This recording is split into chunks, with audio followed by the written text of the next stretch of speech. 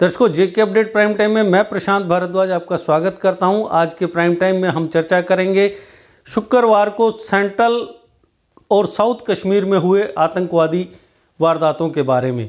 कल पूरी रात यानी आज सुबह तक साउथ कश्मीर के शोपियां में एक एनकाउंटर जारी रहा, जिसमें सुरक्षा बलों को भारी कामयाबी मिली और उन्होंने प्रतिबंधित आतंकवादी संगठन लश्कर-ए-तोयबा के 3 आतंकवादियों को मार गिराने में कामयाबी पाई।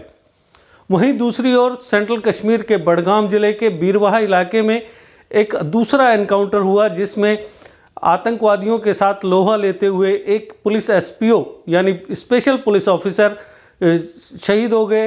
वहीं एक अन्य पुलिसकर्मी घायल हो गए। जो शहीद एसपीओ है उनकी पहचान मोहम्मद लतीफ़ नाजर के रूप में हुई है, जबकि सिलेक्शन ग्रेड कांस्टेबल मंजूर अहमद जख्मी हो गए हैं। वहीं आतंकवादी मौके से फरार होने में कामयाब हो गए, लेकिन आईजीपी कश्मीर जो विजय कुमार हैं उन्होंने ये कहा है कि आतंकवादी घायल अवस्था में वहाँ से फरार हुए हैं और उनकी तलाश के लिए सर्च ऑपरेशन अभी भी जारी है।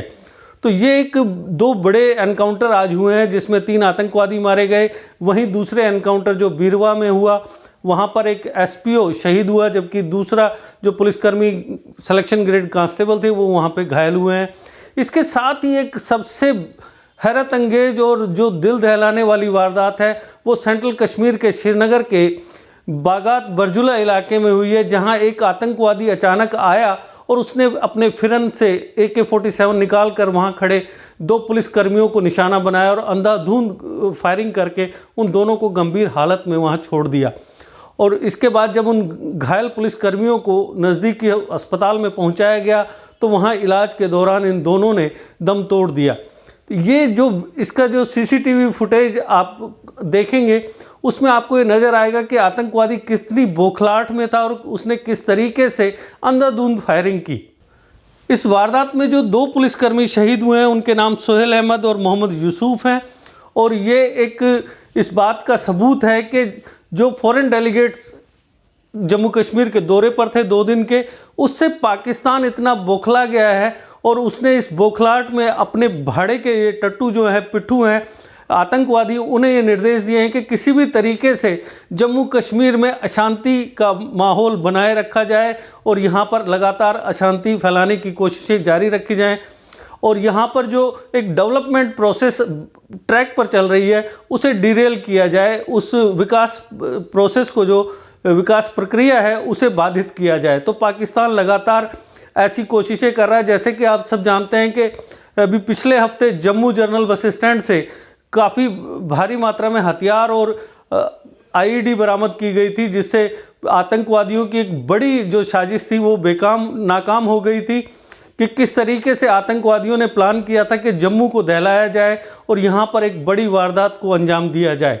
और उसके बाद कल रियासी ज़िले के दूर दराज के फॉरेस्ट एरिया से सेना और जम्मू कश्मीर पुलिस ने भारी मात्रा में हथियार बरामद किए हैं। तो ये जो जम्मू और रियासी ज़िलों में जो बरामदगी हुई है उससे साफ संकेत मिलते हैं कि पाकिस्तान कितनी बौखलाहट में है। वो चाहता है कि किसी तरीके से जम्मू कश्मीर में अशांति और दहशत का माहौल बना कर रखा जाए, और उसने ये जो आज जो कुछ भी किया है उसके इशारे पर जो करवाया गया है उसका सीधा सीधा जो संकेत है वो ये है कि फॉरेन डेलीगेट्स जिस तरीके से यहाँ जम्मू कश्मीर के दौरे पर आए, पहले वो कश्मीर गए, श्रीनगर गए और बडगाम के इलाकों में जाके उन्होंने वहाँ पर डीडीसी इलेक्शन में जो निर्वाचित नेता हैं उनसे मुलाकात की। उसके बाद राइटर्स से उन्होंने मुलाकात की और कलाकारों से उन्होंने मुलाकात की, और उससे उनको जिस तरीके का एक संदेश गया कि यहाँ पर किस तरीके से माहौल में बदलाव आ रहा है।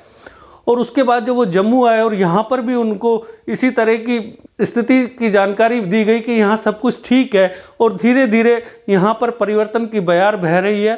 तो इससे एक पूरे विश्व समुदाय को जो संकेत गया था, आज पाकिस्तान ने एक बार फिर विश्व समुदाय को ये दिखा दिया है कि वो कभी भी सीधा नहीं होगा, वो अपनी नापाक कोशिशें लगातार जारी रखेगा। इसी के साथ मैं आपको ये बताना चाहूँगा कि एसपीओ मोहम्मद लतीफ़ नाजर जो कि खेरी गुंड चडूरा जो बडगाम डिस्ट्रिक्ट में है वहाँ के रहने वाले थे, जब उनका पार्थिव शरीर उनके गांव में ले जाया गया तो वहाँ जो लोगों का हुजूम उमड़ा वो फिर एक बार इस बात का संकेत दे गया कि आम कश्मीरी ये नहीं चाहता कि ये इस तरह की खूनी वारदातें वहाँ पर हों। और जिस तरीके से पिछले कुछ अरसे के दौरान शहीदों के जनाजों में लोगों का जनसैलाब उमड़ रहा है, वो इस बात का सबूत है कि अब लोग इस खून खराबे रोज़ रोज़ की गोलाबारी से तंग आ चुके हैं और वो पाकिस्तान को मुंहतोड़ जवाब देना चाहते हैं। और इसलिए शहीदों के जनाजे में शामिल होकर वो शहीदों की कुर्बानी पर अपनी आंखें नम करते हैं। तो इसके साथ ही एक और मैं आपको जानकारी दे दूं कि जो कृष्णा ढाबे पर मिलिटेंट अटैक हुआ था, जिसमें ढाबे के मालिक का पुत्र घायल हुआ था, उसमें 3 आतंकवादियों को पुलिस ने गिरफ्तार किया है और सिर्फ 24 घंटे के दौरान इस गोलीकांड को सुलझा लिया गया है। तो दर्शकों, अगर हम आज के प्राइम टाइम में जिस तरीके से जो कुछ भी आज शुक्रवार को हुआ, आतंक से रिलेटेड, मिलिटेंसी से रिलेटेड, ये 3 बड़ी वारदातें हुई हैं। इसके साथ ही जो कृष्णा ढाबे पे अटैक था वो मामला पुलिस द्वारा सुलझा लिया गया है। तो आज की प्राइम टाइम में बस इतना ही। कल फिर किसी नए मुद्दे के साथ आपसे फिर होगी मुलाकात। तब तक के लिए दीजिए इजाजत। नमस्कार।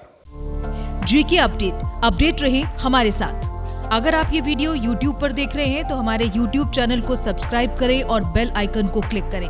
अगर आप ये वीडियो Facebook पर देख रहे हैं तो हमारा Facebook पेज लाइक जरूर करें।